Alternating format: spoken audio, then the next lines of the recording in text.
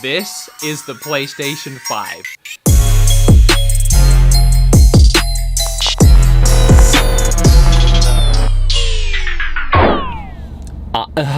What? What?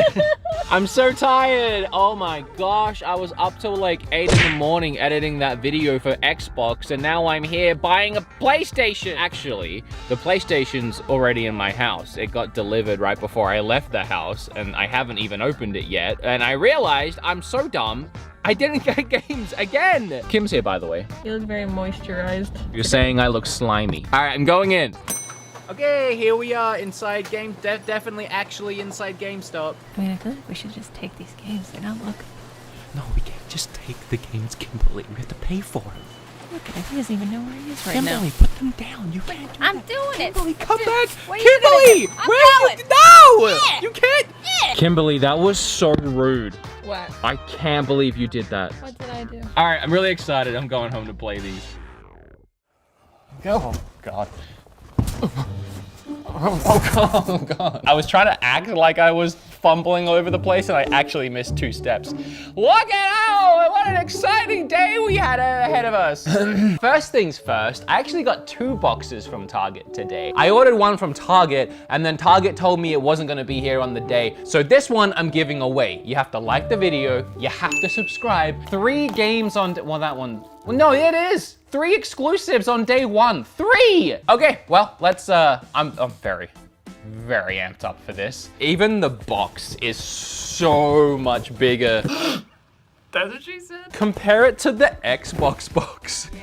Holy crap! Get out of here, Xbox. You had your video. Oh, I hate when they do stickers like this. Because it rips the top. Oh, okay. Well, immediately I'll say, not that packaging means anything, but Xbox's packaging was presented so much nicer. The top of this box has the PlayStation controller, which this is my first time feeling this new controller. That feels really good. Wow, I like the plasticky glass buttons. I like that the PlayStation logo is the actual logo. It's something that the guy in the store taught us. That I wanna test. So you can't really see, but you zoom in, that's so cool. Like the actual grip texture is the circles and the squares and the triangles. A power cord, very exciting. Oh, what's in here?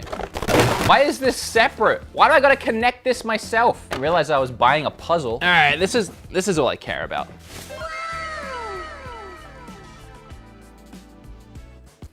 It was upside down. I couldn't tell. I am trying so hard not to joke about this looking like a router. This is gonna take some getting used to. Is the stand to stand it up? How about I look at the instructions? I probably should have. Super expensive console. Am I an idiot?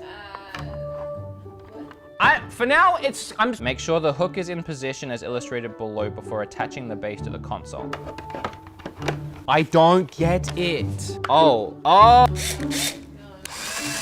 Oh, easy, squeezy. Next step is to plug it in and pray to the Lord above that this is an easier process than my Xbox was. It was not. All right, I'm really running out of real estate over here. I need to plunk this bad boy here. I need to get to my bug snacks. That was the other one. Okay, I'm gonna turn it on. I don't know why I was more worried about my Xbox breaking than my PlayStation. I always assume PlayStation's gonna work fine. HDMI 4, Kim, HDMI 4. What? I look insane. 3 hours of sleep, baby. 3 hours of sleep, baby! Nobody steal our internet. By the way, even though it's making me connect to the internet right now, I don't need to. You can start the PlayStation 5 with no internet connection and start playing right away. Where you probably should be. If you have a game disc, insert it now and we'll install it while you continue with setup. That's so nice. This is my first time inserting a disc into the next gen systems. Oh, well, I don't need Stan. Why? Because that's Australian. You can't use it here with your ExpressVPN. No. You know, if this video was sponsored by ExpressVPN, that would have been a really good segue. But It's not. It's sponsored by Vessi. We're outside now. Yeah, the new consoles are out, and all we want to do is veg out on our couch for 3 weeks straight, eating through a tube and peeing into a bucket, but that's gross. Sometimes you gotta just get outside and stretch your legs. That's why I love my Vessies. I've had these Vessies for a few months now, and they've become my go-to shoe. I wear them all the time. They're extremely comfortable, tough but flexible, breathable, vegan, but you can eat them. I tried that. They look nice, and best of all, they're 100% waterproof.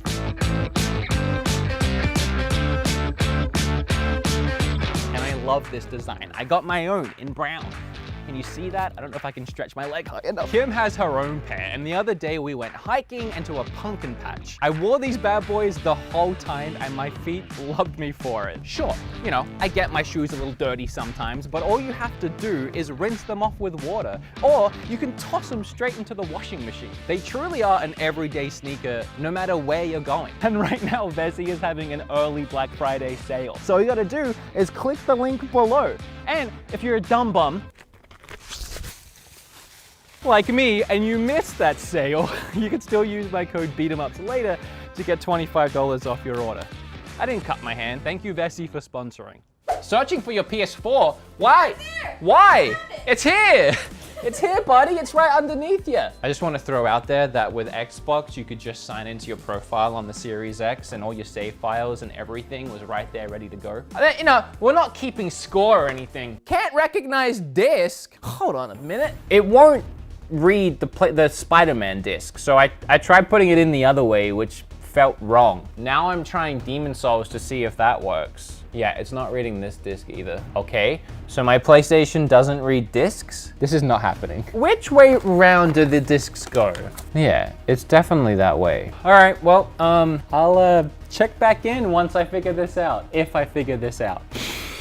So I tweeted about it because I legitimately thought my PlayStation was broken, and all the replies immediately were, "You're putting it in the wrong way." I swear I have footage on that camera of me putting it in the right way and it's still not working. So I assumed I was putting it in the right way, so I just kept trying to put it in the way that you would think it would go. Whatever. I'm gonna go play some games. This is the PlayStation 5. And it's so freaking big. I could barely even fit it in the frame. It takes up the whole thing. Okay, so I'm an idiot. But I got it working by putting the disc in the right way. And I've now spent a day and a half playing tons of games on this thing. And I love it. All right, well, another intro down, another video where you make yourself look like an idiot. Good job, me. Guess I'll go get naked and have a shower. Oh no, I gotta make the rest of my video. I have now had a full day and a half with this thing. I've played a lot of games and I've found a lot of little nice hidden secrets and features in this console. And I just can't wait to talk about it, so it's time for the fun stuff. First, load times. I've been playing a ton of Miles Morales. And as far as load times go, there isn't any. There's none. There's no load screens. So it's hard to have load times. The time it takes to load the game up and get playing is like 10 seconds. I haven't even timed it because there's no point. It's that fast. Just like with the Xbox Series X, there's an SSD running at full bore inside this beast, and I love it. Not all games will be as fast as Spider-Man, which is clearly optimized for the PlayStation 5. But even take Assassin's Creed Valhalla, a third-party game from Ubisoft, the load times between both the consoles are almost identical, within seconds of each other. So it's safe to say both these consoles are just super fast. But what about the way the games look? So I've been playing mostly Spider-Man, but I also finished Astro's Playroom, and I even loaded back up Ghost of Tsushima to see how that looked on the new console. I'm just totally blown away, especially with Spider-Man, which is by far the best thing I've seen from either of these consoles so far. It is clearly optimized for the PlayStation 5, taking full advantage of the hardware, and it looks breathtaking. You're breathtaking. Thank you, Keanu. I appreciate it. But your game's not coming out for You got the lead again, so. And a big part of why Spider-Man looks so great is ray tracing, which brings us to frame rates, kind of, you'll see. So I can't talk about 120 FPS on the PlayStation 5 yet from firsthand, because the console only supports about 5 or 6 games right now at 120 FPS, and I don't have any of them. But Spider-Man, for example, it can run at 4K 60 FPS in performance mode, or there's a fidelity mode where it runs in true 4K, but only at 30 FPS, but it has ray tracing. Okay. Just like in my Xbox video with Hertz, I'm not sure how many of you care or even know what ray tracing might be. So, I hate to do it again, but I gotta take you to Nerdy Wood one more time so he can explain ray tracing to y'all. I'm back. Dowel. Or a Pokemon, I just say my own name. Yes, I am Reverse Wood. My name is Dowel. Ray tracing. Okay, simply put, ray tracing is a technique that makes light in video games behave like it does in real life. It's actually a pretty simple concept to explain. It works by simulating actual light rays, using an algorithm to trace the path that a beam of light would take in the physical world. Using this technique, game designers can make virtual rays of light appear to bounce off objects, cast realistic shadows, and create lifelike reflections. So in other words, no, I think you get it. Take any game that you've played before and add in realistic shadows, lighting effects, and reflections, and that game's gonna look a ton better and more realistic. It's a simple concept, but something that makes games look so much more advanced. All right, that was actually pretty easy. Thank you. He's very smart, but very boring at parties. Processing these lighting effects in real time is not like anything you've seen before. So even though, yes, it's running at 30 FPS, which I'm sure we'd all like to be done with, and we'd like to be at 60, it's an incredibly smooth 30 FPS for Spider-Man, and it is so worth that trade-off to see the fidelity here. Gosh, if this is the stuff we're getting on day 1, imagine 2, 3, 4, 5 years from now. Okay, but now it's time to talk about the most exciting thing so far. This controller. When it comes to this controller, I need to be completely and totally honest. I was wrong.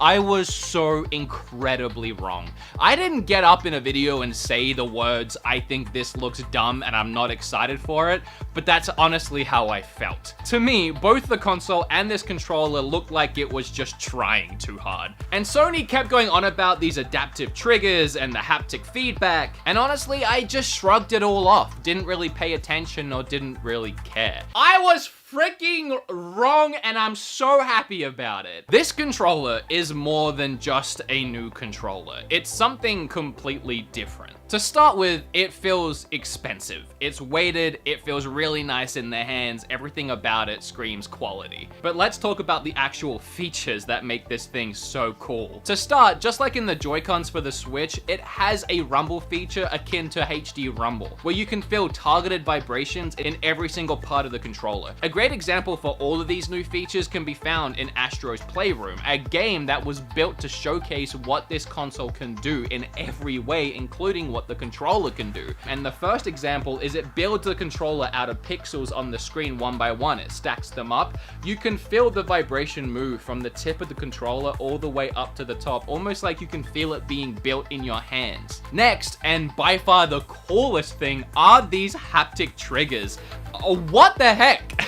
They have forced feedback, so depending on what you're doing in a game, they can simulate the feeling with the triggers. For example, in Spider-Man, when you swing, you can shoot out a web, and immediately the trigger goes down pretty easy, almost like a smooth motion of shooting out a web.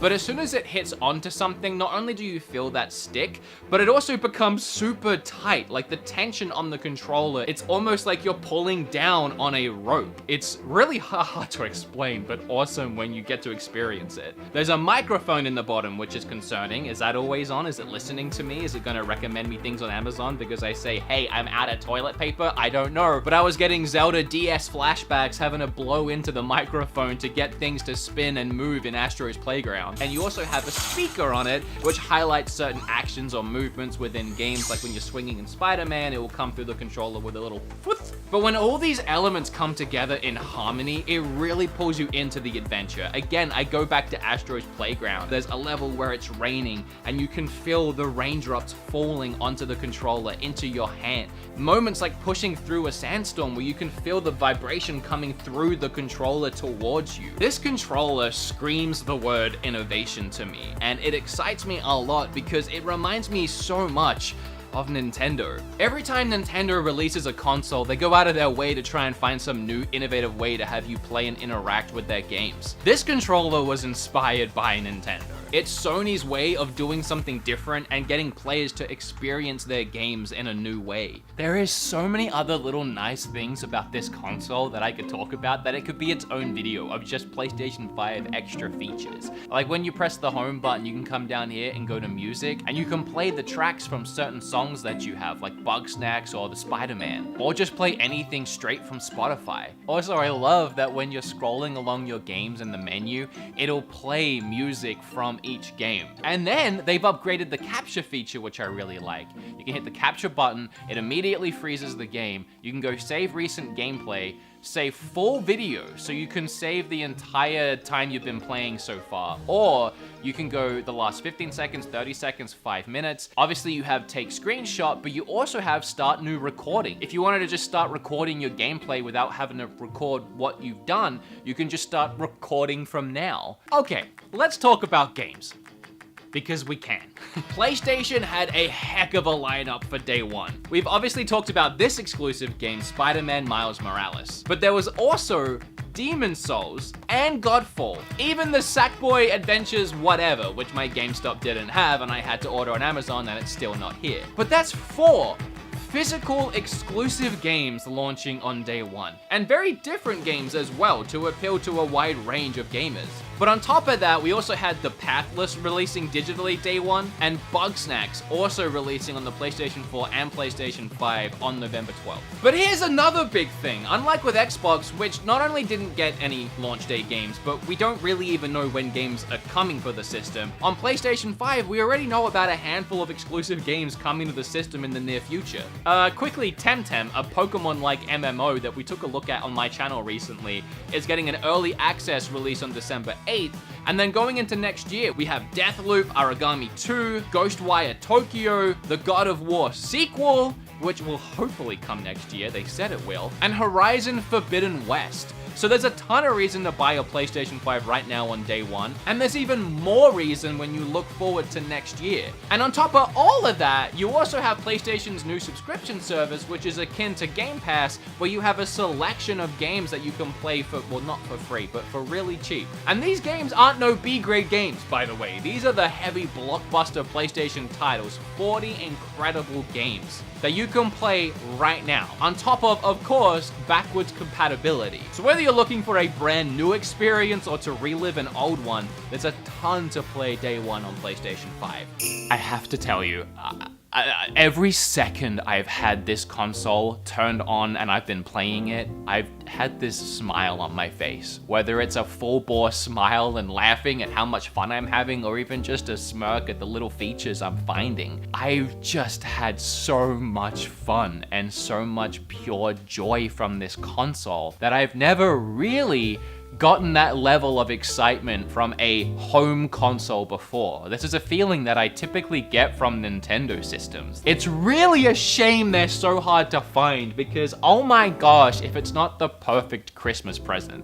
In my Xbox video, I said that the Xbox feels like a very powerful, sleek, gorgeous, high-end PC, and it still does. The PlayStation 5, even though its specs are almost identically comparable, it doesn't feel like a cut and dry, sleek, high-end PC. It feels like a gaming console that's just begging to have games played on it all the time. Maybe it's just me, but I see the PlayStation 5 as a console that has managed to merge two entities that until now were very separated in the world of gaming. I've always seen Nintendo's consoles to be the innovative, creative, fun console.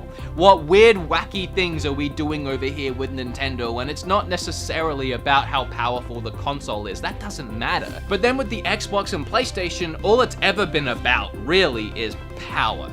The PlayStation 5 mixes those realities. Not only do you have an extremely impressive console that looks and plays things as good as you're going to get anywhere, but you also have this innovative, creative side that is just begging to have new experiences played on it. It's a hybrid of innovation and power. Thanks for watching the video. Now that I've finally got through my reviews of both of these consoles, I'm gonna be sat here a lot playing all of these games and trying to get reviews out. Like it, subscribe, check out the sponsor, Vessi. Links down below. I'd really appreciate it. Help support the channel. Stop by my Twitch stream. Oh yeah, I have a Switch. I forgot I have. I'm gonna have to play my Switch again soon, huh? It can wait a little longer.